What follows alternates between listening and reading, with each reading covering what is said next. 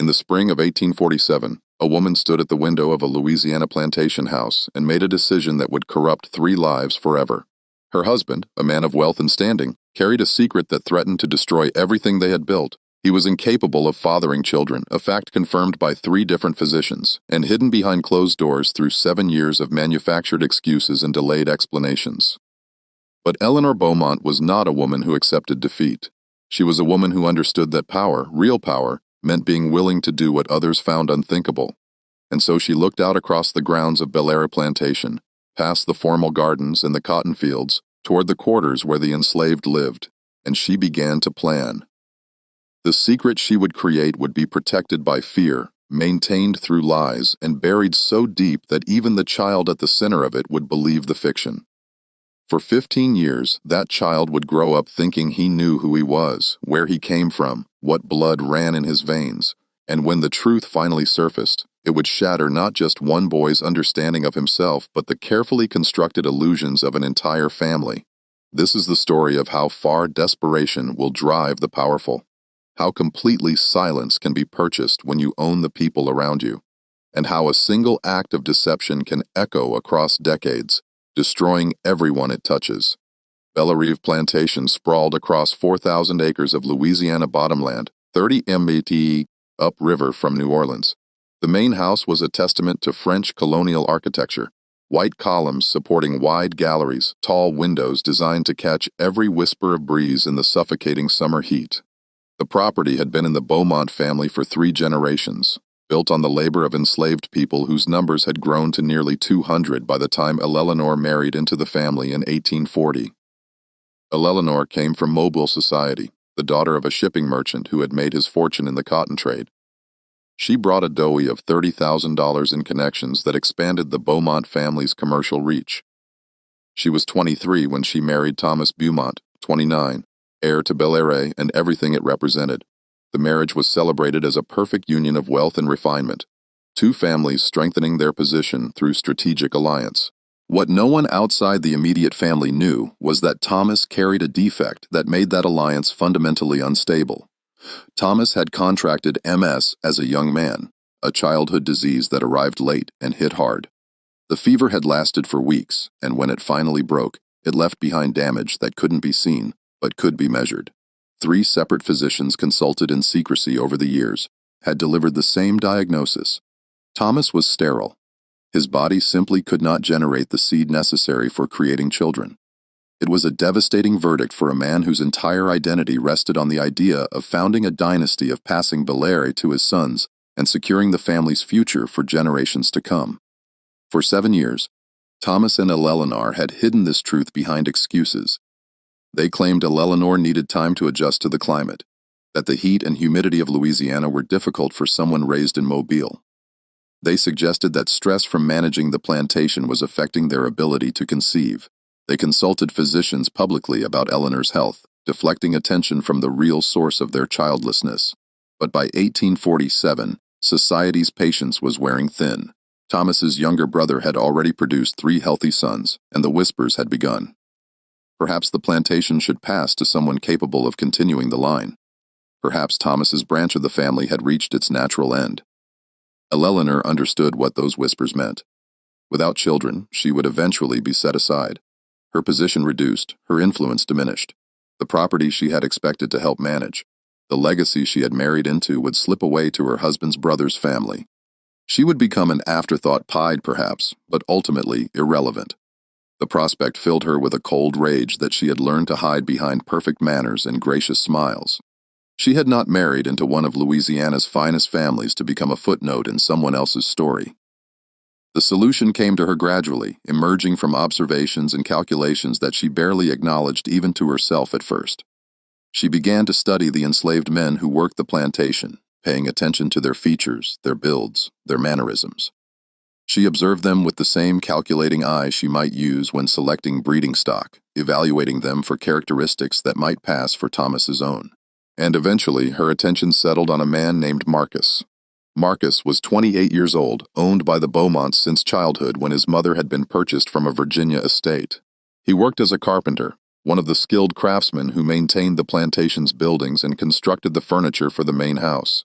He was tall, well-built, with features that showed the mixed ancestry common among enslaved people, but refined enough that Eleanor thought they might, with the right framing, be explained as resembling some distant Bowmont relation.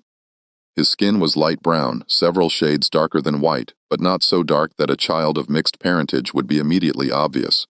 More importantly, Marcus was intelligent, educated enough to read and do figures, useful qualities that meant he was kept close to the main house and had learned to move through white spaces without drawing attention. Eleanor began to engineer situations that would put her in contact with Marcus. She requested repairs in parts of the house where she could observe him working. She consulted with him about furniture designs, asking questions that required extended conversations. She studied the way he moved, the way he spoke, searching for anything that might later betray a child's true parentage. And gradually, as spring turned to summer, she began to formulate a plan so audacious that she barely believed she was considering it. Before we continue with Eleanor's plan and the impossible choice she presented to both her husband and to Marcus, subscribe to The Sealed Room and hit that notification bell. We uncover the darkest secrets buried in America's past. The story is too disturbing for traditional history books. And in the comments, tell us where you're watching from. Our community spans the globe, and we love knowing where our fellow truth seekers are located. Now let's discover what Eleanor was willing to do to secure her position. The conversation took place in late July, on an evening when the heat hung over Bellerive like a physical presence, making even breathing feel like labor. Eleanor had sent the house servants away on fabricated errands, ensuring complete privacy. Thomas sat in his study, a glass of whiskey already half empty, his face showing the strain of 7 years spent maintaining a lie. Eleanor stood by the window backlit by the dying sun, her silhouette sharp against the fading light. She explained her plan methodically, without emotion, framing it as she had learned to frame everything with Thomas, as a practical solution to a practical problem. They needed an heir.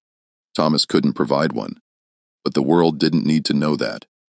What if they could produce a child who appeared to be Thomas's, who could be raised as the legitimate Bowmont heir, who could inherit everything without anyone questioning the circumstances? All it would require was finding the right father, ensuring absolute secrecy, and maintaining the fiction perfectly until it became indistinguishable from truth. Thomas's first response was horror, then anger, then a kind of desperate fascination. He understood immediately what Eleanor was proposing and what it would require: the use of an enslaved man to father a child that would be claimed as white, as legitimate, as heir to one of Louisiana's most prominent plantations. It was a violation of every social code he had been raised to uphold, a mixing of blood that the law explicitly forbade, a deception so profound that discovery would mean absolute ruin. But it was also a solution to the problem that had been slowly destroying him for 7 years. Eleanor had prepared her arguments carefully. She reminded Thomas of what they stood to lose, painting vivid pictures of his brother's children inheriting Bellerive, of them becoming irrelevant in their own family story. She appealed to his pride, his sense of entitlement, his deep belief that he deserved to found a dynasty regardless of his body's betrayal. And she presented the practical details that showed she had thought through every obstacle. The enslaved man she had selected, Marcus, was light-skinned enough that a child might pass scrutiny. They could stage a pregnancy, limit visitors, control the narrative completely. They could ensure silence through the power they held over everyone involved, and the child would never know. Raised from birth to believe Thomas was his father and Eleanor his mother. The conversation lasted until dawn.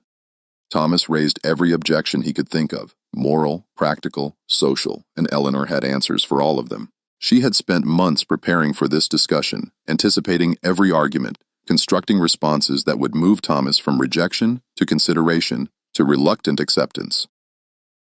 By the time the sun rose over the Louisiana Delta, turning the river to gold, Thomas had agreed to every detail of his wife's plan. The implementation required approaching Marcus, and that task fell to Eleanor. She summoned him to the main house on an August afternoon when Thomas was in New Orleans on business. Marcus arrived expecting to discuss some repair work, perhaps a new commission for furniture. Instead, he found Eleanor waiting in the parlor, the door closed, the window shuttered against both heat and prying eyes. Eleanor explained what she wanted with the same calculating directness she had used with Thomas, but with an added element that Marcus understood immediately. This was not a request. She held absolute power over him, over his life, over his future, over everything. If he refused, she could have him sold away from the only home he'd ever known, separated from his family, sent to one of the brutal sugar plantations where enslaved people died within years from the grinding labor. If he cooperated, she promised better treatment, easier work, protection for his family. But the real message, the one that didn't need to be spoken aloud, was simpler. He had no choice. Enslaved people never had choices when it came to their owners' desires. Marcus stood silent as Eleanor spoke, his face carefully neutral, showing none of the revulsion and terror he felt. He understood what she was describing, understood that she intended to use his body to create a child that would be raised as white, that would inherit wealth built on the enslavement of people who shared his blood. He understood that he would be forced into intimacy with this woman, that the act would be framed as duty rather than rape, though the power dynamics made it exactly that. And he understood that his silence would be purchased through threats and promises, that he would be expected to watch his own child grow up believing a lie, never knowing his real father. Eleanor gave him one night to consider, though they both knew consideration was a fiction. The next evening, Marcus returned to the main house and indicated his acceptance with a single nod. He couldn't bring himself to speak the words aloud, couldn't verbally consent to something that wasn't truly consensual. Eleanor seemed to understand. She simply nodded back and explained when he should return, how they would proceed, how absolute secrecy would be maintained. What followed over the next 3 months was a grotesque choreography of scheduled encounters and manufactured privacy. Marcus would be summoned to the main house on specific evenings. Always when Thomas was conveniently absent, he would be brought to Eleanor's private chambers through the back stairs where the regular house servants were forbidden from going. The acts themselves were clinical, stripped of anything resembling genuine intimacy, both parties desperately trying to separate their minds from what their bodies were being forced to do. Marcus learned to arrive, fulfill his required purpose, and leave without meeting Eleanor's eyes, without speaking beyond the minimum necessary words. Eleanor treated it as she might treat any unpleasant but necessary task, something to be endured and completed efficiently. By November, Eleanor was certain she was pregnant. The timing had worked as she'd calculated, and her body showed the unmistakable signs. She immediately began the performance that would convince Louisiana society this child was Thomas's. She announced her condition with appropriate joy and modesty. She began dressing in ways that would later allow her to pad her figure as the pregnancy supposedly progressed.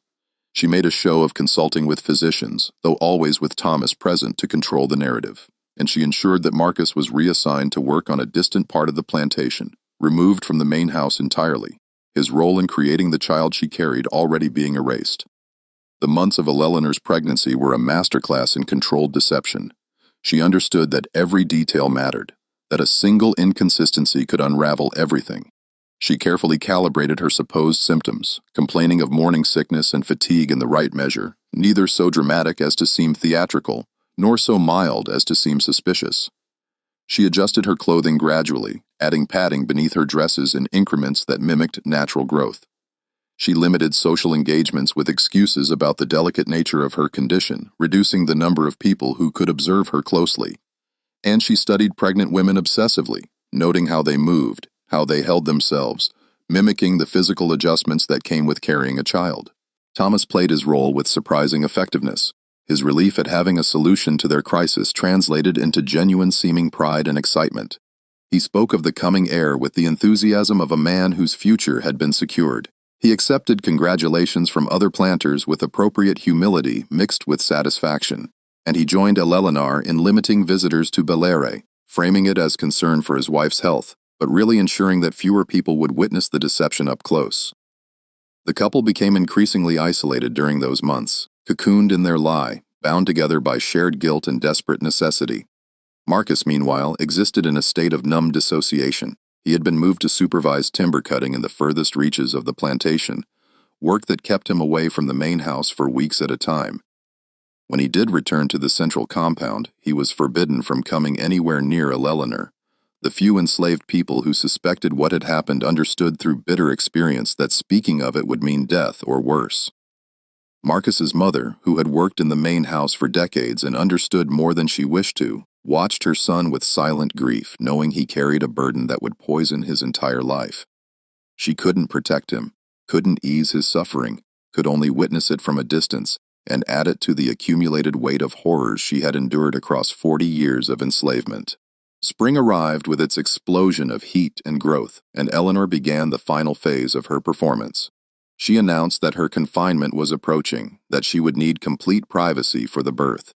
She had a small cottage on the grounds prepared, separate from the main house, equipped with everything necessary for delivery, but positioned to prevent casual observation. She dismissed the regular midwife and instead sent Thomas to New Orleans to hire someone who had no connection to the plantation, who wouldn't know Eleanor hadn't actually been pregnant, who could be paid enough to ensure discretion. The midwife Thomas returned with was a free woman of color named Josephine, experienced in difficult births and accustomed to working with white families who valued privacy. She was told that Mrs. Bowmont had particular anxieties about childbirth, that she required isolation and absolute confidentiality. Josephine understood without needing elaborate explanations that white families had secrets they paid to protect. She asked no questions beyond those necessary for the medical aspects of her work. She would attend the birth, ensure mother and child survived, collect her substantial fee, and forget she had ever been to Bel Air. That was the transaction, simple and clear. Eleanor went into her theatrical confinement in mid-May, moving to the cottage with great ceremony. Only Josephine and one elderly enslaved woman named Ruth, chosen for her loyalty and her failing eyesight, were permitted to attend her. Thomas remained in the main house, pacing and drinking, playing the role of anxious father, while actually terrified that some element of the plan would collapse at this crucial moment. And Marcus was brought back from the timber cruise, not to the main house, but to a cabin near the cottage, kept close but hidden, waiting for a birth that would create his child, and simultaneously erase him from that child's life forever. The birth itself was quick, almost anticlimactic, given the months of elaborate preparation. Eleanor went into labor on a Tuesday morning, delivered by early afternoon, and by evening was resting with a healthy infant boy in her arms. The child emerged with light brown skin, darker than white, but not definitively black, his features undefined in the way of all newborns. Josephine cleaned him, checked him for problems, pronounced him healthy and strong, then left the cottage to inform Thomas that he had a son.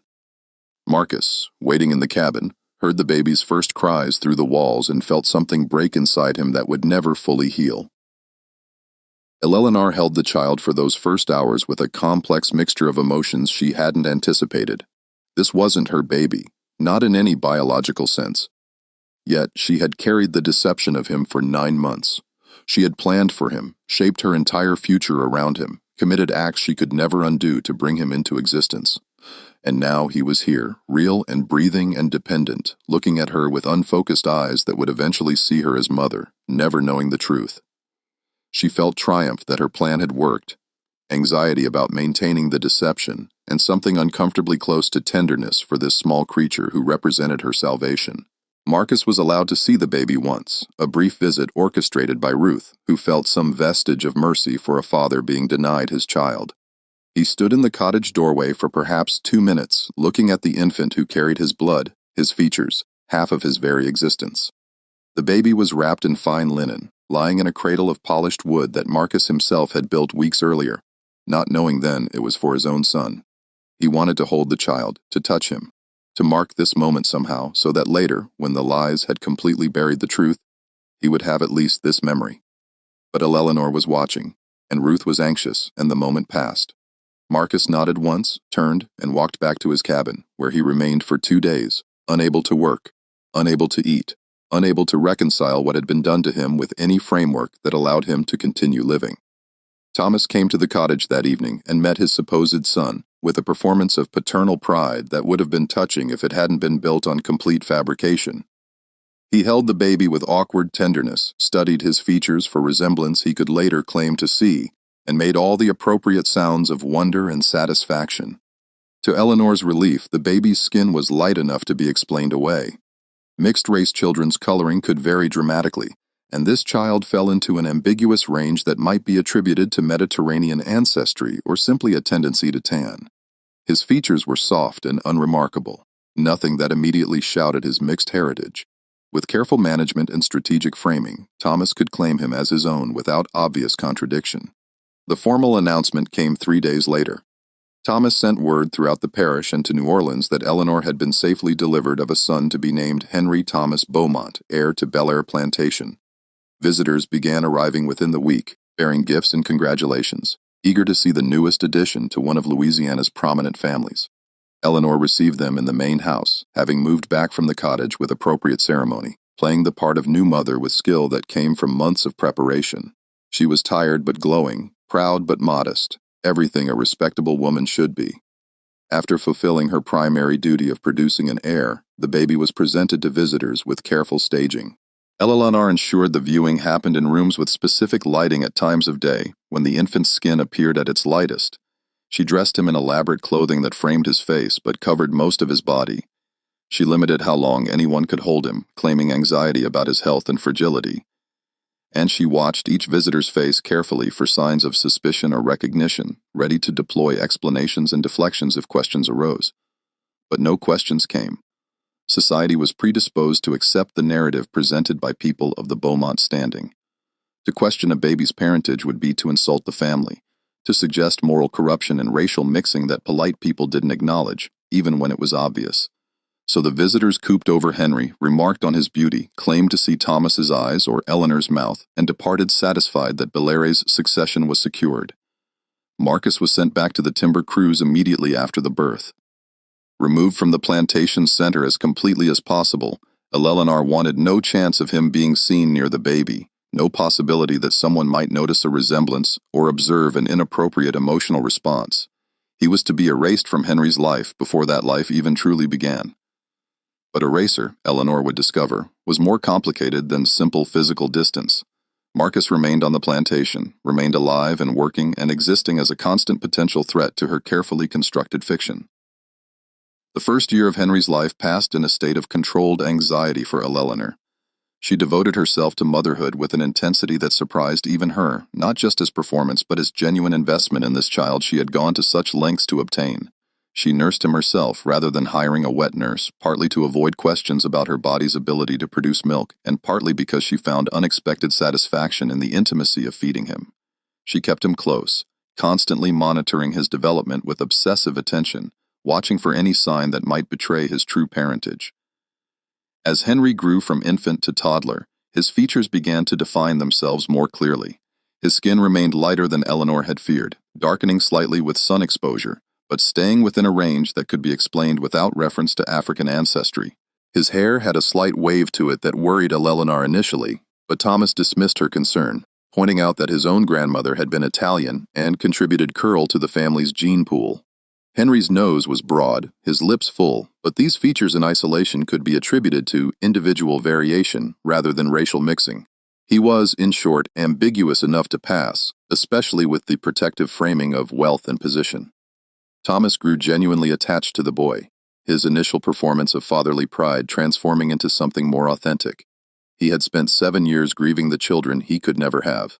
And now, here was Henry, laughing and learning and calling him Papa. The guilt Thomas felt about the circumstances of Henry's conception began to fade.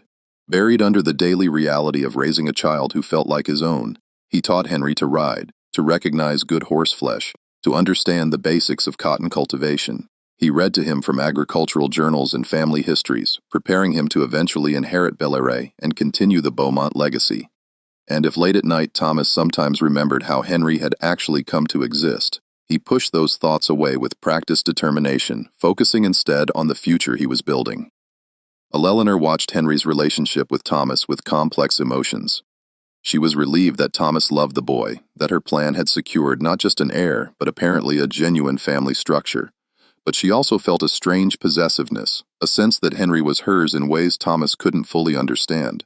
She had conceived the plan, arranged every detail, ensured its success through willpower and calculated ruthlessness. Henry's existence was her achievement, her victory over the biological limitations that had threatened to destroy her position. Thomas might believe he was Henry's father, might play that role convincingly, but Eleanor knew the truth. Henry was the child of her determination, her willingness to do what others found unthinkable. The enslaved community at Belaire watched Henry's childhood with carefully hidden knowledge.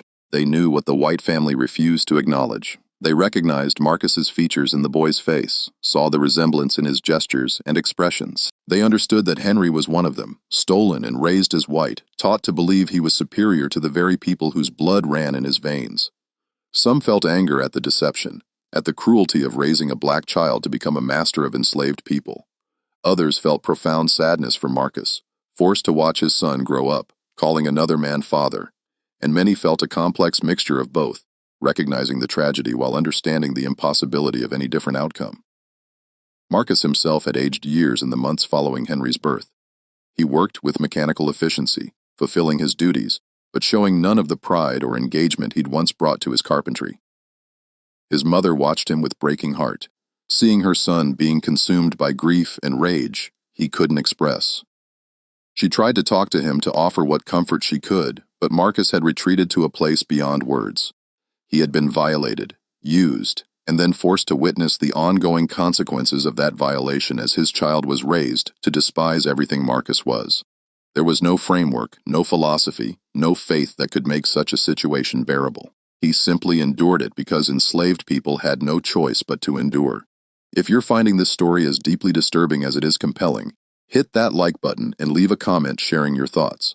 The psychological horror of this situation, the way power corrupts every relationship it touches, reveals something fundamental about the plantation system that comfortable history often hides.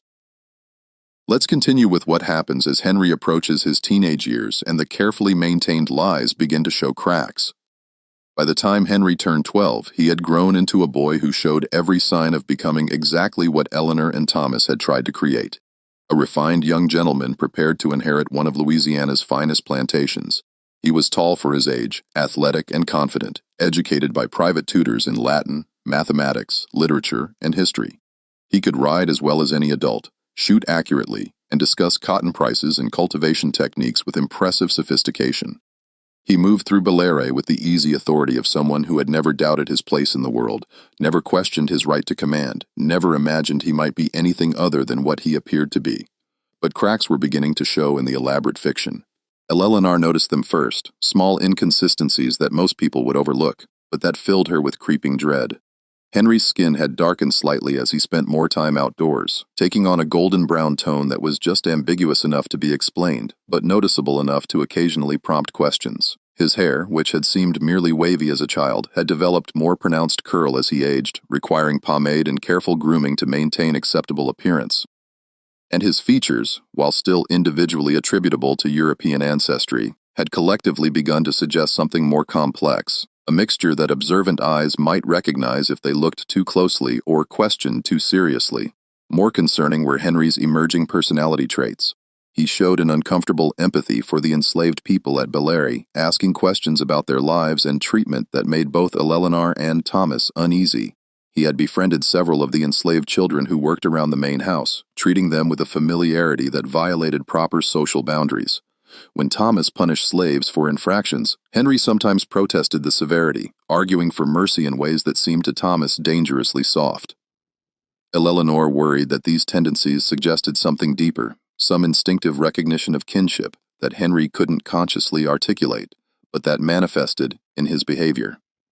The real crisis began in the summer of 1862 when Henry was 15 years old, and the war between the states had transformed everything about plantation life. Federal forces were advancing through Louisiana, and Bellere existed in a state of anxious uncertainty. Thomas had aged badly over the previous year, the stress of protecting the plantation from both Union troops and Confederate requisitions weighing heavily on him. His health was failing, his drinking had increased, and the careful control he'd once maintained over every aspect of Bellere was slipping. It was in this atmosphere of crisis and uncertainty that Henry stumbled across the first real evidence of his true origins. The discovery came not through any deliberate investigation, but through simple chance, the kind of accident that Eleanor had spent 15 years trying to prevent. Thomas had taken ill in late July, confined to bed with what the doctor called nervous exhaustion, but what everyone recognized as the combined effects of alcohol and overwhelming stress. Eleanor spent most of her time nursing him, leaving Henry to manage much of the daily plantation operations under the overseer's guidance. One afternoon, searching Thomas's study for documents related to a cotton shipment, Henry found a locked drawer in his father's desk. The lock was old and poorly maintained, and Henry had watched Thomas open it enough times to understand the mechanism. He told himself he was looking for business papers, that he had legitimate reasons to access whatever his father kept secured. But even as he worked the lock open, he felt the guilty thrill of transgression, the sense that he was about to discover something he wasn't meant to know. Inside the drawer were personal papers, letters, and documents that had nothing to do with plantation business. Henry almost closed it immediately, respecting his father's privacy. But one envelope caught his attention. It was addressed to Thomas in a woman's handwriting, postmarked from New Orleans, dated March 1848, just months before Henry's birth. The letter inside was from the midwife Josephine, and its contents made Henry's hands begin to shake. The letter was carefully worded, oblique in its references, but its meaning was clear enough to someone reading with attention. Josephine acknowledged receipt of final payment for her services. She confirmed that she would maintain complete discretion regarding the unusual circumstances of the birth. She noted that the arrangement had been successfully concluded, and that all parties should feel secure that their privacy was protected. She included a reminder that certain aspects of the situation, if revealed, would be damaging to all involved, and reassured Thomas that her financial interest in silence was permanent. Henry read the letter 3 times, his mind trying to construct innocent explanations for phrases that seemed to resist innocent interpretation. What unusual circumstances? What arrangement? What aspects would be damaging if revealed? He wanted to dismiss his growing suspicions as imagination, as misunderstanding, but the letter's carefully coded language suggested secrets too significant to ignore. He began searching through the other papers in the drawer with more purpose now. Less concerned about violating privacy than about finding answers to questions he was only beginning to formulate, he found receipts for payments to Josephine that seemed excessive for a normal birth, amounts suggesting purchase of silence rather than simple medical services. He found a letter from a New Orleans physician confirming what appeared to be a diagnosis of sterility, addressed to Thomas and dated 1843, 5 years before Henry's birth. And he found a brief note in Eleanor's handwriting, undated but clearly old from the yellowing paper, that simply read, "The carpenter's work is complete. We must ensure he never comes near the house again." The carpenter. Henry's mind immediately went to Marcus, the enslaved carpenter who had worked at Bellaray for as long as Henry could remember, but who had always been kept at a distance from the main house, assigned to remote projects and maintenance work that kept him away from the family. Henry had occasionally noticed Marcus watching him from afar, had caught him staring with an expression that seemed like more than ordinary deference or curiosity. Now those observations took on new and terrifying significance.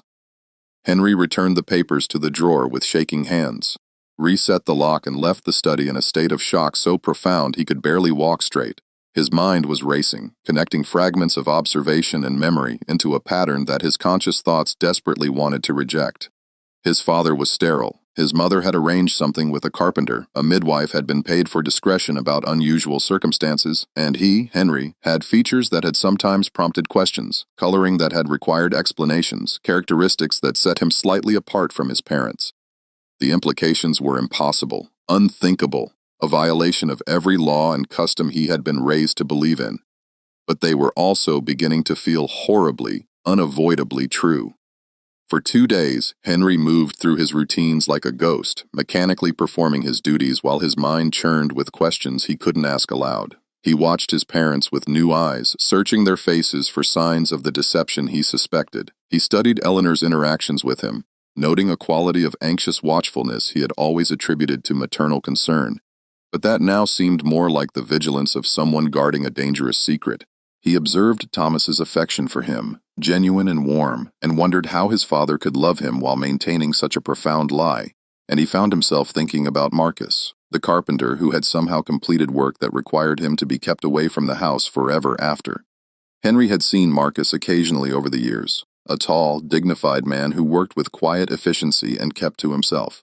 Now Henry tried to remember Marcus's features in detail, tried to compare them to his own reflection. The exercise was torture, forcing him to examine his own face for evidence of what he most feared to discover, searching for resemblances that would confirm the horrible suspicion taking root in his mind. On the 3rd day, Henry made a decision that felt both inevitable and terrifying. He would confront Marcus directly, would ask the questions no one else seemed willing to answer. He waited until evening when the enslaved workers had returned from the fields and the overseers had retired for the night. Then he walked out to the quarters to the small, well-maintained cabin where Marcus lived alone and knocked on the door with a hand that trembled despite his efforts to steady it. Marcus opened the door and froze when he saw who stood outside. For a long moment, they simply stared at each other, the man who might be father and the boy who might be son, separated by 15 years of enforced silence. Marcus's face showed a rapid succession of emotions: shock, fear, something that might have been hope, then a terrible resignation. He glanced around quickly, checking if anyone had seen Henry come to his cabin, then stepped aside to let the boy enter. The cabin was sparse but immaculately kept, showing the same attention to craftsmanship that Marcus brought to his carpentry work. A single chair, a narrow bed, a small table with a Bible, and a few tools laid out in precise order. Marcus gestured for Henry to sit, but Henry remained standing, too agitated to settle. The silence stretched between them, heavy with everything that couldn't be said, shouldn't be acknowledged, but that filled the small space like smoke. "I found letters," Henry finally said, his voice cracking on the words. "In my father's desk, letters that suggest that imply he couldn't finish the sentence, couldn't speak aloud the accusation that would change everything." Marcus's face showed no surprise, only a deep weariness that made him look much older than his 43 years. He walked to the small table, picked up the Bible, held it for a moment as if drawing strength from its weight, then set it down again. When he finally spoke, his voice was quiet but clear. "Your mama, Mrs. Eleanor, she needed a child. Your daddy, Mr. Thomas, he couldn't give her one, and I was chosen to solve their problem." The words were simple, stripped of euphemism or mitigation, stating the facts with brutal directness. Henry felt the world tilt around him, his worst suspicion confirmed in a single devastating sentence. "You're saying you're my—" He still couldn't complete the thought, couldn't use the word father in connection with this enslaved man standing before him. "I'm saying I was used," Marcus said, and now there was an edge in his voice, a carefully controlled anger. "I'm saying your mama had me brought to the main house on specific nights. I'm saying I had no choice in what happened, no power to refuse, no ability to protect myself or claim what resulted from it. I'm saying I watched you be born, and then had you taken from me, before I could even touch you properly. I'm saying I've spent 15 years working this plantation, watching you grow up believing you're something you're not. Forbidden from ever acknowledging what you are to me, the cabin seemed to be shrinking, the air too thick to breathe. Henry grabbed the back of the chair to steady himself, his legs suddenly unreliable. But that would mean I'm again. The words wouldn't come, the truth too large and terrible to speak. "You're my son," Marcus said, and his voice broke on the words. "You're my blood. You carry my father's name, William, as your middle name, though you were never told that. You have my mother's eyes, rest her soul. You have my hands. If you'd look at them closely, you're mine, Henry. You were always mine, even though they stole you and raised you to think you were theirs." Henry looked at his hands, really looked at them for the first time in his life, the shape of the fingers, the particular way his thumb curved, the pattern of veins across the back. And then he looked at Marcus's hands, scarred from decades of woodworking, larger and more callous, but fundamentally the same structure, the same distinctive characteristics. The resemblance was undeniable once you knew to look for it. "Why didn't you tell me?" Henry asked, and he could hear the desperation in his own voice. "All these years, why didn't you say something?" Marcus laughed, a bitter sound with no humor in it. "Tell you? How exactly was I supposed to do that, boy? Walk up to you in the yard and announce you're my son? That would have gotten me killed or sold away before the words finished leaving my mouth. Your mama made it very clear what would happen if I ever tried to claim you or speak to you about what really happened. She owns me. She owns my life, my body, my very existence. And she made sure I understood that my silence was the price of survival. Not just for me, but for my sister and her children who also live on this place." The full horror of the situation was beginning to penetrate Henry's shock. His mother had done this.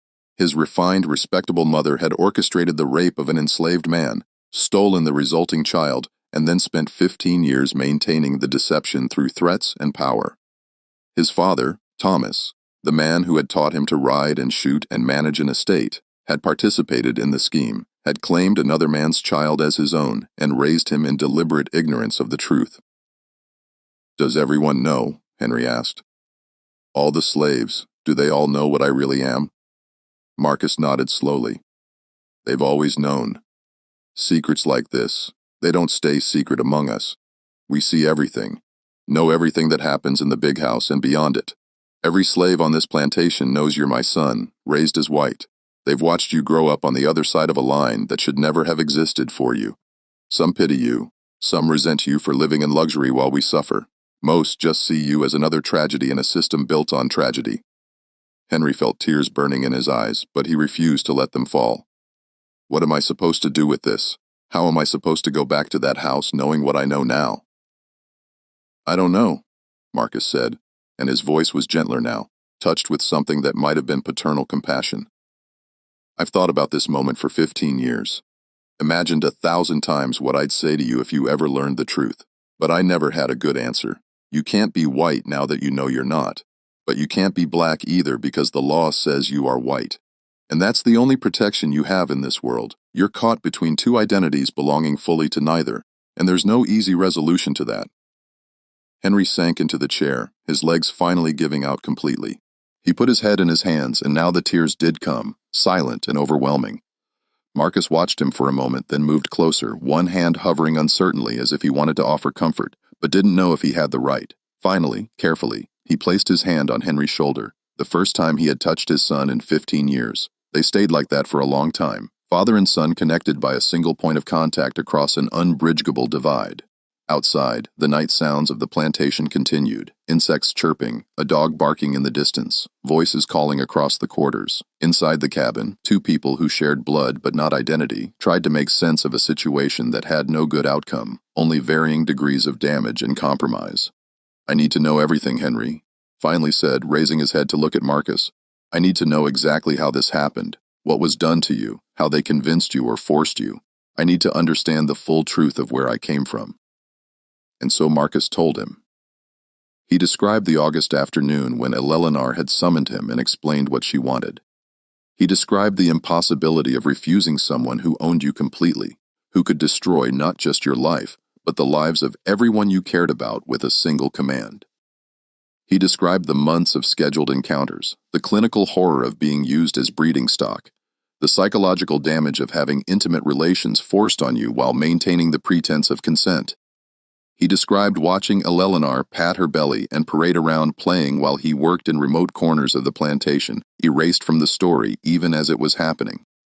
He described the night of Henry's birth, hearing the baby's cries through the cabin walls, being allowed one brief glimpse before being sent away and told never to approach the child. He described 15 years of watching from a distance as his son grew up calling another man father, learning to command enslaved people with casual authority, becoming exactly what the system designed him to be. And he described the particular torture of loving someone you could never claim, of being simultaneously father and stranger, of carrying knowledge that could never be acknowledged without destroying everyone involved. Henry listened to it all, each detail another blow to his understanding of who he was and where he had come from. By the time Marcus finished, the night was deep and still, the rest of the plantation long since asleep. Henry stood slowly, his body feeling ancient despite his 15 years, and moved toward the door. But before he left, he turned back to look at Marcus one more time. I don't know what I'm going to do, he said. I don't know if I can pretend I don't know this, but I needed to hear it from you. I needed to know the truth. The truth is a dangerous thing for people like us, Marcus said quietly. It can set you free, or it can destroy you. Sometimes both at once. Whatever you decide to do, be careful. Your mama didn't go to all this trouble to have this secret exposed now. She'll do anything to protect it, including destroying you if she has to. Henry nodded, understanding the warning. He slipped out of the cabin into the darkness, walking back toward the main house like a different person than the one who had left it hours earlier. The boy who had thought he knew who he was had died in that cabin. What was walking back was something new, something undefined, someone who would have to decide every day what to do with knowledge that could never be unknown, that changed everything while changing nothing at all. Behind him, Marcus stood in his cabin doorway, watching his son disappear into the night, and wondered if he had just made the biggest mistake of his life by telling the truth after 15 years of silence. The days following Henry's conversation with Marcus were among the most difficult of his life. He returned to the main house that night and went through the motions of normally with a skill that surprised him. Eating breakfast with Eleanor, discussing plantation business with the recovering Thomas, responding to questions and fulfilling expectations as if nothing fundamental had changed. But everything had changed. Every interaction with his supposed parents now carried the weight of his secret knowledge. Every moment of forced normally another layer of deception he was participating in rather than merely being subjected to. Eleanor noticed the change in him immediately. She had spent 15 years watching Henry for any sign that might threaten her carefully constructed fiction, and her maternal instincts, however complicated their origins, were finely tuned to his moods and behaviors. She saw the way he looked at her now with an expression she couldn't quite interpret, but that filled her with instinctive dread. She saw how he had become quieter, more withdrawn, spending long hours alone in ways that suggested troubling contemplation rather than simple adolescent moodiness.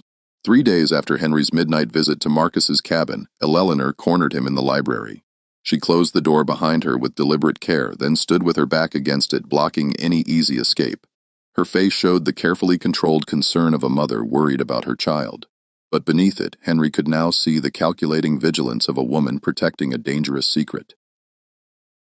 "You've been troubled lately," Eleanor said, her voice gentle but probing. "Something is weighing on you. I need you to tell me what it is." Henry looked at her. This woman who had raised him, who had nursed him through childhood illnesses, who had taught him to read and write, who had been mother to him in every way except the most fundamental. And he felt a complex mixture of love and betrayal so intense it was almost physically painful.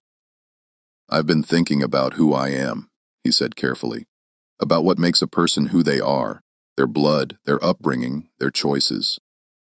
Eleanor's expression flickered just for a moment, showing fear beneath the maternal concern. "That's a philosophical question many young men grapple with," she said, but her voice had an edge now. What prompted this particular line of thinking? Henry could have deflected, could have offered some innocuous explanation, and retreated back into the safety of pretended ignorance. But 15 years of lies had built up inside him, and now that he knew the truth, continuing the deception felt impossible. "I found some letters," he said quietly, "in Father's desk. Letters about unusual circumstances and arrangements that needed to remain secret." The color drained from Eleanor's face, and for a moment she looked genuinely frightened, stripped of the composed mask she usually wore. Then her expression hardened, transforming into something cold and dangerous that Henry had never seen before.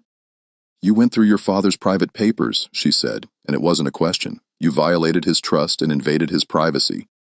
"I know what you did," Henry said, and his voice was shaking now despite his efforts to control it. "I know about the midwife, about Father's condition, about Marcus. I know what I am and where I came from. I know you've been lying to me my entire life." The silence that followed was absolute, heavy with everything that had been hidden for 15 years, suddenly exposed to light. Eleanor stood frozen, her mind clearly racing through possibilities, calculating responses, searching for some way to contain this catastrophe. When she finally spoke, her voice was eerily calm, as if she had decided on a strategy and committed to it completely. "You understand nothing," she said. "You're a child playing with knowledge too dangerous for you to handle properly. Whatever you think you know, whatever conclusions you've drawn, you need to forget them immediately.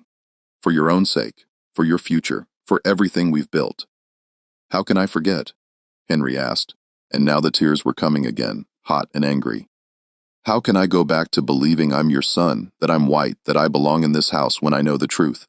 You used him, you raped him, even if the law doesn't call it that. You stole me from him and raised me as something I'm not. And you expect me to just forget that because it's convenient for you?" Eleanor crossed the room in 3 quick steps and slapped him across the face with enough force to snap his head to the side. The shock of it was almost as powerful as the physical pain. Eleanor had never struck him before, had prided herself on raising him without corporal punishment, but now her composure had shattered, revealing the ruthlessness beneath the maternal performance. "You will never speak of this again," she said, her voice low and intense. "Not to me, not to your father, not to anyone. You are Henry Bowmont, heir to this plantation, and that is what you will remain. The alternative is that you become property, enslaved by the very laws that currently protect you. Do you understand what I'm telling you? If the truth about your parentage became known, you would lose everything. Your freedom, your education, your future, All of it would be gone. You would be sold at auction like any other slave, and everything you think makes you who you are would be stripped away. Henry touched his cheek where she had struck him, feeling the heat of the impact. So you're threatening me now. You'll expose your own secret to destroy me if I don't keep silent. I'm explaining reality to you, Eleanor said, her voice returning to something approaching calm. I've spent 15 years protecting you, raising you, ensuring you had every advantage. I did what I had to do to secure our family's future. And yes, it required difficult choices, but those choices gave you life, gave you opportunity, gave you everything you have, and now you want to throw it all away because you've discovered an uncomfortable truth. That's not courage, Henry. That's childish self-destruction. What about Marcus? Henry asked. What about what you did to him? Does he not deserve any consideration? Eleanor's expression showed something like pity mixed with contempt for Henry's naivety. Marcus is a slave. His purpose is to serve the needs of this family. That's the way the world works, whether you like it or not. I needed a child. He provided the means to create one. That's the end of the transaction. Whatever sentiment you think you owe him is misplaced. He's not your father in any meaningful sense. Thomas raised you, educated you, prepared you to inherit all of this. Blood is just biology. Family is about everything else. Henry looked at her, this woman who had justified the unjustifiable with such casual cruelty, and felt something fundamental break inside him. You're a monster, he said quietly. You've done monstrous things and convinced yourself they were necessary, and you want me to become that same kind of monster? To accept what you did? To participate in the lie? To help you maintain this evil system? Eleanor's face showed genuine pain at his words, perhaps the first authentic emotion she had displayed during the entire confrontation. I'm a woman who refused to accept defeat, she said. I'm someone who understood that power requires difficult choices. You think I wanted to do what I did? You think I enjoyed any part of it? I did what was necessary to survive in a world that gives women very few options for securing their futures. Judge me if you want, but you're alive because I was willing to do what you now call monstrous. I wish I wasn't, Henry said, and the words came out before he could stop them. I wish I'd never been born if this is what it cost. The declaration hung in the air between them, and for a moment Eleanor looked genuinely stricken, as if Henry had wounded her in a way her own conscience never could. But she recovered quickly, her face closing off again, resuming the mask of cold control. You don't mean that. You're upset and you're saying things designed to hurt me, but you'll come to understand eventually that I gave you a gift. I gave you whiteness, freedom, opportunity. Without me, you would have been born a slave, property to be bought and sold. Instead, you're heir to one of Louisiana's finest plantations. That's worth any cost, any compromise, any moral complexity. Henry shook his head slowly. You didn't give me anything except lies and stolen identity. Everything I am is built on a foundation of rape and theft and deception. How am I supposed to live with that? How am I supposed to accept being master of people who are more truly my family than you or Thomas ever were? The same way everyone in our position lives with it, Eleanor said bluntly, by understanding that the system exists whether we participate in it or not, by recognizing that individual moral purity is a luxury we can't afford, by accepting that the world is built on compromises and that refusing to participate doesn't make you noble, it just makes you irrelevant. The conversation continued for another hour, circling the same impossible terrain. Eleanor alternated between threats and appeals to sentiment, trying to find some approach that would secure Henry's silence and cooperation. Henry oscillated between anger and grief, unable to reconcile his love for the woman who had raised him with his horror at what she had done. They reached no resolution because no resolution was possible. The situation was fundamentally irreconcilable, built on a foundation too corrupted to support any stable structure.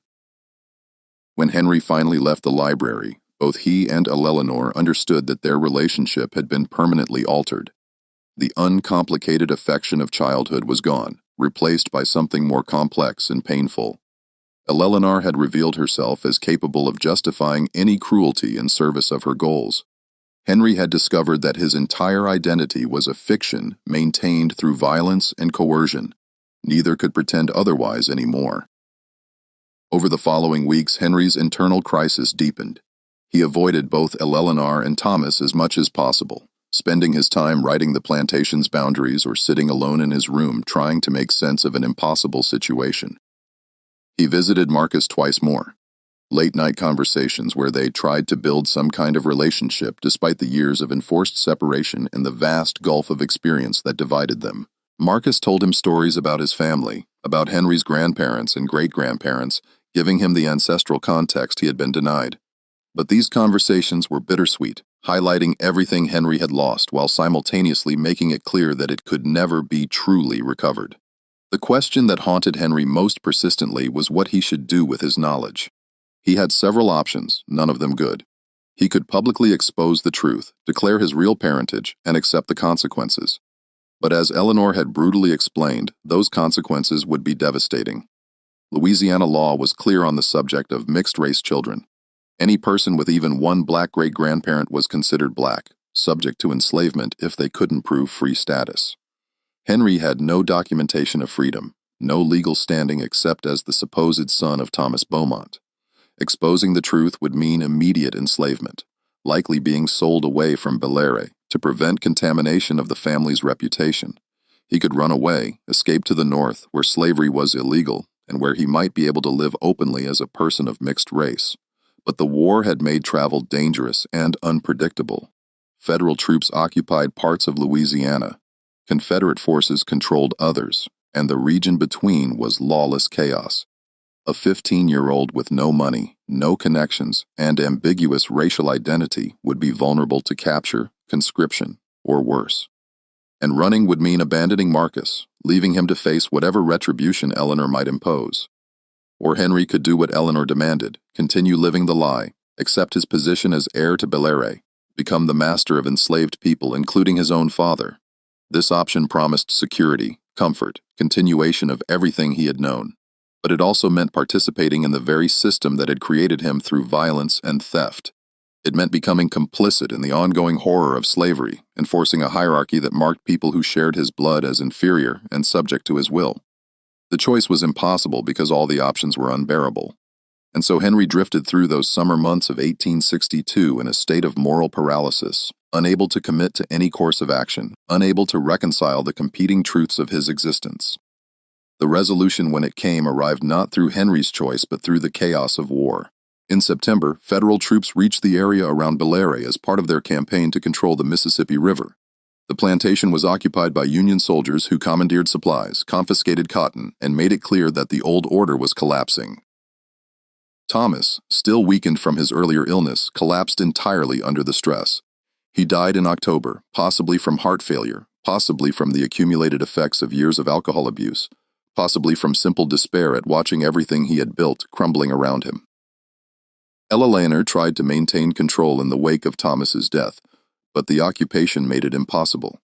The enslaved people at Bellere, sensing opportunity in the chaos, began simply walking away, claiming their freedom before it was officially granted. Marcus was among the first to leave, departing without fanfare, taking nothing but a few tools and the clothes he wore. He stopped briefly at the main house before leaving, hoping to say goodbye to Henry, but Eleanor had him turned away by the remaining overseers before he could reach the door. Henry, now 16 and nominally the master of a collapsing plantation, watched the exodus with complex emotions. Each departure was both a personal loss and a vindication, evidence that the system he had been raised to inherit was built on foundations too rotten to sustain. When the Union officer in charge informed Eleanor that all slaves in the occupied territories were now considered free under the Confiscation Acts, she collapsed entirely. The 15 years of careful control finally giving way to hysteria and grief.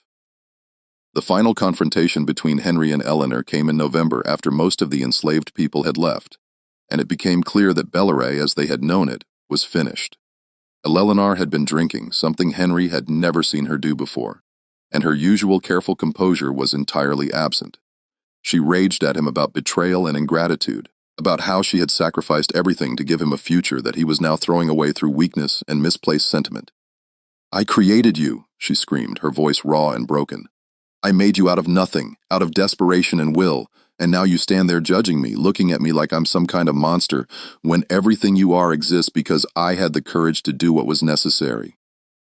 Henry looked at her.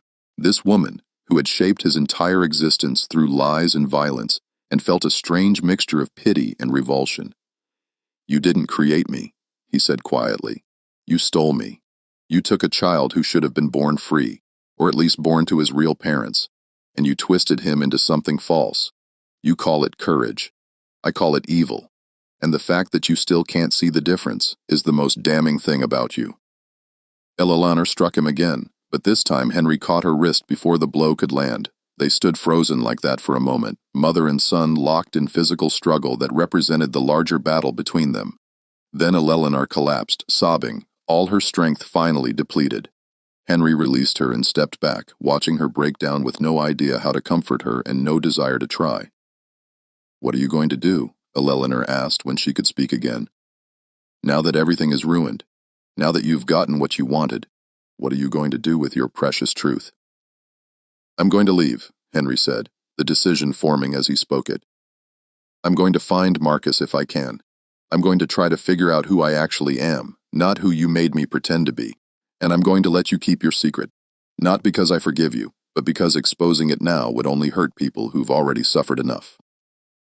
He left Bellary the next morning, taking a horse and enough supplies to reach New Orleans.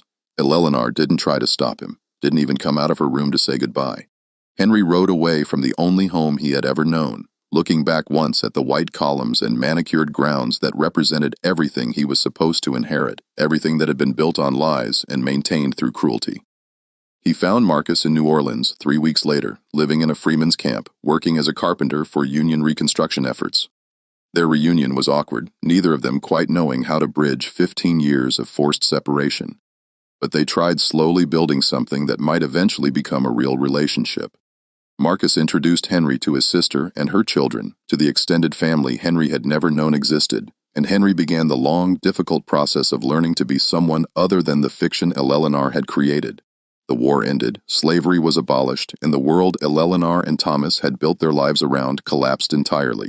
Bellary was eventually sold to pay debts and taxes, the land divided among smaller farmers, the grand house falling into disrepair. Eleanor lived until 1873, dying alone in a rented room in Baton Rouge, maintained by charity from distant relatives who knew nothing of her secrets. She never saw Henry again after he left, never knew what became of the son she had stolen and raised and ultimately lost. Henry himself struggled for years with questions of identity and belonging.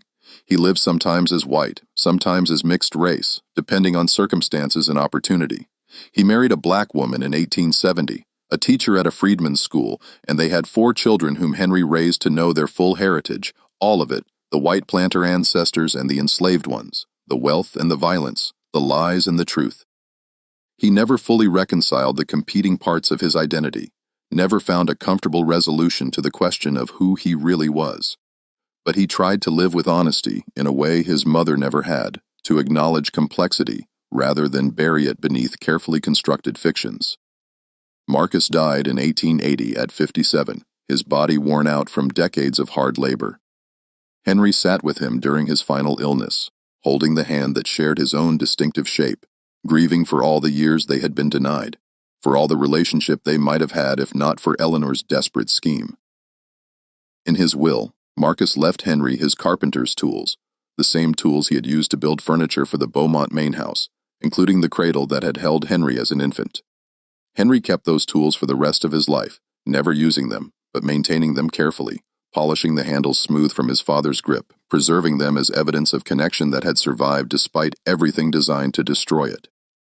The story of what really happened at Bellary, of how Eleanor had conceived her plan and executed it and maintained it through 15 years of lies, remained mostly hidden. A few people knew fragments of the truth, but most took their knowledge to their graves. The official family history recorded that Eleanor and Thomas Bowmont had one son, Henry, who had disappointed them by abandoning his inheritance and essentially vanishing into the chaos of Reconstruction. The darker truth, the violence and violation and stolen identity that lay beneath that simple narrative was buried with the letters that Henry eventually burned with the memories of enslaved people whose testimony was never recorded, with Eleanor's secrets that she guarded until her final breath. But secrets don't die just because they're hidden. They persist in the blood that carries memory forward, in the DNA that preserves truth, even when documents have been destroyed. They echo in the faces of descendants who show unexpected features, in family stories that don't quite add up, in the carefully worded gaps in official records, the horror of what Eleanor did to Marcus, the tragedy of Henry's stolen identity. The systematic cruelty of a system that made such violations possible and even logical. These things remain embedded in American history, whether we acknowledge them or not. Henry Bowmont died in 1910, at 63, having lived long enough to see the beginning of a new century, but never quite escaping the circumstances of his birth. His children and grandchildren carried forward the complexity of his heritage. Some passing as white, others claiming their full mixed ancestry, all of them shaped by a foundational trauma they could acknowledge, but never fully resolve. The plantation that should have been Henry's inheritance became a historical footnote. The grand house eventually demolished. The land returned to cotton cultivation under different ownership. Nothing remains of Belleraye now, except a historical marker and some old property records. There is no mention of Eleanor's scheme, no acknowledgement of Marcus's violation, no recognition of Henry's stolen identity. The official history is sanitized, comfortable, carefully edited to remove the parts that would make modern audiences uncomfortable. But the truth persists anyway, in the genes passed down through generations, in the stories whispered among family members, in the fundamental understanding that American history is built on such violations, on such thefts, on such carefully maintained lies that destroyed everyone they touched. What do you think?